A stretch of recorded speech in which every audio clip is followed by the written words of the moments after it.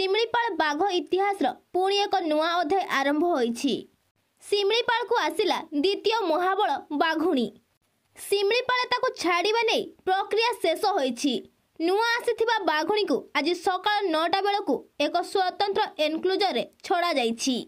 ଏନେଇ ସୂଚନା ଦେଇଛନ୍ତି ଶିମିଳିପାଳର କ୍ଷେତ୍ର ନିର୍ଦ୍ଦେଶକ ତଥା RCCF। ନୂଆ ବାଘୁଣୀର ନାମ ଜିନ୍ନତ ରଖାଯାଇଛି, ଯାହାର ବୟସ 3 ବର୍ଷ ବୋଲି କୁହାଯାଇଛି। ଗତ 13 ତାରିଖ ଦିନ ମହାରାଷ୍ଟ୍ରର ତଡ଼ବା ଜଙ୍ଗଲରେ ତାକୁ ଟ୍ରାଙ୍କୁଲାଇଜର କରାଯିବା ପରେ ଏକ ସ୍ୱତନ୍ତ୍ର ଗାଡ଼ିରେ ରାୟପୁର, ସମ୍ବଲପୁର ଏବଂ ଯଶୀପୁର ବାଟ ଦେଇ ଶିମିଳିପାଳକୁ ଅଣାଯାଇଥିଲା। ଶିମିଳିପାଳରେ ଗତକାଲି ସନ୍ଧ୍ୟା 7ଟା ବେଳକୁ ପହଞ୍ଚିଥିଲା ଏହି ବାଘୁଣୀ। ଏନକ୍ଲୋଜରରେ ଛାଡ଼ିବା ପରେ ତା ଉପରେ ସ୍ୱତନ୍ତ୍ର ଟିମ୍ 24 ଘଣ୍ଟା ନଜର ରଖିବେ ଏବଂ ତାର ସ୍ୱଭାବକୁ ରେକର୍ଡ କରିବେ।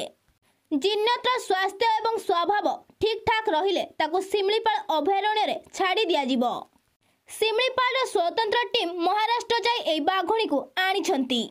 ଶିମିଳିପାଳର ସ୍ୱତନ୍ତ୍ର ଟିମ୍ ତମ୍ବା ଯାଇ ବାଘକୁ ପସନ୍ଦ କରିବା ସହ ଚିହ୍ନଟ କରିବା ଏବଂ ତାପରେ ଆଇନତଃ ବିଭିନ୍ନ ପ୍ରକ୍ରିୟା କରାଯାଇ ଏହି ବାଘକୁ ଅଣାଯାଇଥିଲା।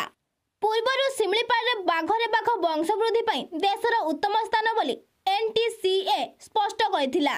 ଏହି ପରିପ୍ରେକ୍ଷୀରେ ଶିମିଳିପାଳକୁ 2ଟି ମହାବଳ ବାଘ ଅଣାଯାଇଥିବା ଜଣାପଡ଼ିଛି। ଶିମିଳିପାଳ ଅଭୟାରଣ୍ୟରେ ମଧ୍ୟ 28ଟି ବାଘ ଥିବା ଜଣାପଡ଼ିଛି। ତେବେ ସେଥିମଧ୍ୟରୁ 15ଟି ବାଘ କଳା ହୋଇଥିବା ବେଳେ ଏସବୁ କଳା ହେବାର କାରଣ ଜିନ୍ଗତ ସମସ୍ୟା ବୋଲି ଅନୁମାନ କରାଯାଇଛି। ଗୋଟିଏ ଗୋଷ୍ଠୀର ପ୍ରଜନନ ପ୍ରକ୍ରିୟା ହେଉଥିବା ଯୋଗୁଁ ବାଘ ବଂଶରେ ଜେନେଟିକ୍ ସମସ୍ୟା ସୃଷ୍ଟି ହେଉଛି।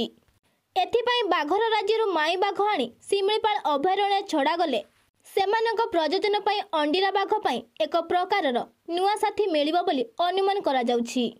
ପୂର୍ବରୁ ଶିମିଳିପାଳକୁ ଗତ 28 ତାରିଖରେ ଏକ ମାଈ ମହାବଳ ବାଘ ଯମୁନାକୁ ଅଣାଯାଇଥିଲା। 17 ଦିନ ବ୍ୟବଧାନ ପରେ ପୁଣି ଏହା ଦ୍ୱିତୀୟ ବାଘ ଅଣାଯାଇଛି।